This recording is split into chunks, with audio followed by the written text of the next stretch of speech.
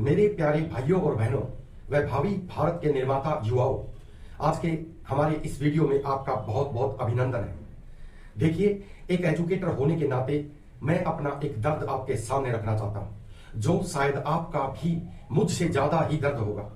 देखिए, एक एजुकेटर होने के नाते मेरा यह दायित्व बनता है कि मैं मेरे मन की बातों को आपके सामने रखूं, ताकि मेरे देश का ज्यादा से ज्यादा भला हो सके।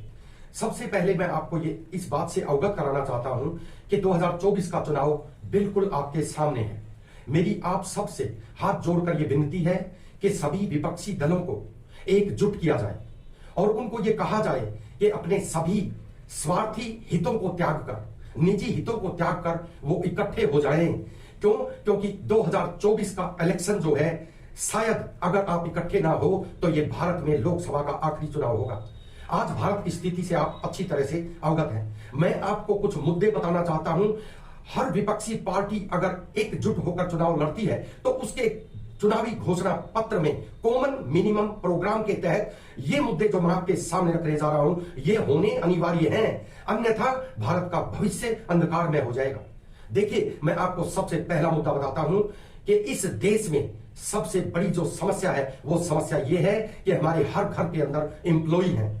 हम अपने बच्चों को गवर्नमेंट सर्विस के लिए स्ट्रगल कराते हैं, उनको पढ़ाते हैं, लिखाते हैं, और बाद में जब वो गवर्नमेंट जॉब पर आते हैं तो उनको पेंशन नहीं मिलती। देखिए, ये क्या एक ऐसी नीति सरकार ने लागू की है, एनपीएस, नेशनल पेंशन स्कीम, आप इसको न्यू पेंशन स्कीम भी कह सकते हैं। हमारे चुनावी जो भी विपक्षी दल इकट्ठे होकर चुनाव लड़ेंगे, उनके घोषणा पत्र में यह मुद्दा जरूर होना चाहिए कि एनपीएस को हटाकर ओपीएस, ओल्ड पेंशन स्कीम, पुरानी पेंशन स्कीम को लागू किया जाए, ताकि हमारे बच्चों का भविष्य जो है उज्जवल हो सके, हमारे बच्चों का भविष्य जो है वो अच्छी प्रकार से गुजर सके। देखिए, एक एमएलए, एक एमपी और 20-20 पेंशन, सबसे बड़ा मुद्दा तो यही है। दूसरा मुद्दा होना चाहिए एक पेंशन, एक व्यक्ति, एक पेंशन स्कीम लागू होनी चाहिए। इस देश का बड़े से बड़ा कोई भी अधिकारी हो, कोई भी पद हो, एमएलए हो, एमपी हो या कोई भी पद हो, एक से ज्यादा पेंशन नहीं लेगा, और रिटायरमेंट के बाद उसको एक एम्प्लॉय की भांति ही अन्य भत्ते वगैरह मिलने चाहिए। ये सबसे बड़ा मुद्दा है। 70% समस्याओं का हल तो इसी से हो जाएगा।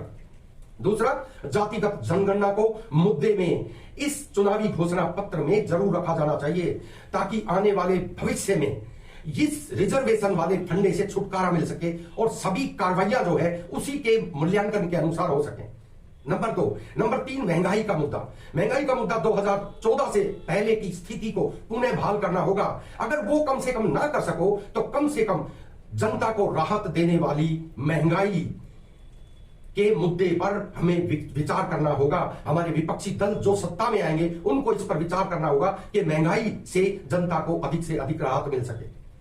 अगला जो हमारा मुद्दा है, जितनी भी इंस्टीट्यूशन, सरकारी इंस्टीट्यूशन, स्वायत्त इंस्टीट्यूशन, स्वतंत्र इंस्टीट्यूशन जो पूर्व स्थिति में 2016 से पहले जैसे ईडी, सीबीआई अपना कार्य कर रहे थे, और सुप्रीम कोर्ट्स जितनी भी हैं 2014 से पूर्व स्थिति में, उनकी स्वतंत्र स्थिति बहाल होनी चाहिए।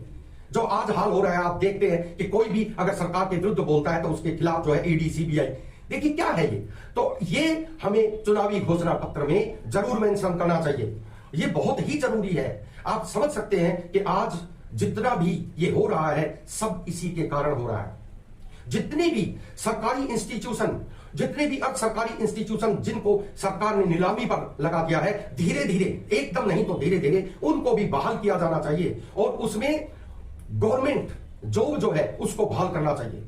हर क्षेत्र में, ये भी चुनावी मुद्दे में होना चाहिए, हर क्षेत्र में रोजगार को अधिक से अधिक संख्या में बहाल किया जाना चाहिए, और जितनी भी संस्थाएं बिकी हुई हैं, उन जो गवर्नमेंट ने बेच दी हैं, उनको धीरे धीरे कर सरकार अपने नियंत्रण में ले। ये हमारे चुनावी मुद्दे उस घोषणा पत्र में अवश्य होने चाहिए। महंगाई, रोजगार, देखिए महंगाई, रोजगार और ये ओपीएस, एनपीएस, ये सभी मुद्दे बहुत ही जरूरी मुद्दे हैं। और सबसे जरूरी मुद्दा जो है, मैंने आपको बताया, एमपी, एमएलएज और ये जितनी भी पद हैं जिनको हम बनाते हैं चुनाव के माध्यम से, वो 20-20 बार एमएलए, एमपी रहकर 20-20 पेंशन लेते हैं। ये मुद्दा सबसे बड़ा मुद्दा है। इसके ऊपर कभी भी लोकसभा, विधानसभा में कोई भी बहस नहीं होती, चाहे वो विपक्ष का नेता हो, चाहे वो सरकार के पक्ष का नेता हो, जो सरकार में बैठा हुआ नेता है, आप किसी के सामने ये बात करके देख लें, सुप्रीम कोर्ट के सामने ये बात करके देख लें, किसी कोर्ट के सामने ये बात करके देख लें, सभी इस मामले में चुप रहते हैं, कोई भी सुनवाई नहीं होती। कोई भी अगर इसमें रिट डालता है तो वो रिट भी खारिज कर दी जाती है। ये मुद्दा अहम मुद्दा होना चाहिए और ये मौका है। अब अगर आप नहीं कर पाएंगे तो ये कभी नहीं होगा। बहुत अहम मुद्दा है ये। तो इस प्रकार से मुद्दे बहुत हैं, बहुत मुद्दे हैं। मैं अन्य मुद्दों के साथ आपके सामने फिर जल्दी ही आता हूं। आप इन बातों को अवश्य याद रखें और नेक्स्ट आने वाले इलेक्शन से पहले जितना भी चुनावी घोषणा पत्र जो विपक्षी दल इकट्ठे होकर चुनाव लड़े, उनके घोषणा पत्र में ये मुद्दे अवश्य होने चाहिए। नहीं तो भारत का भविष्य जो है वो उज्जवल तो क्या, बहुत अंधकार में होगा। आज के वीडियो में इतना ही। नेक्स्ट वीडियो में अन्य मुद्दों के साथ फिर आपसे मिलता हूं। तब तक के लिए टाटा, बाय बाय, धन्यवाद।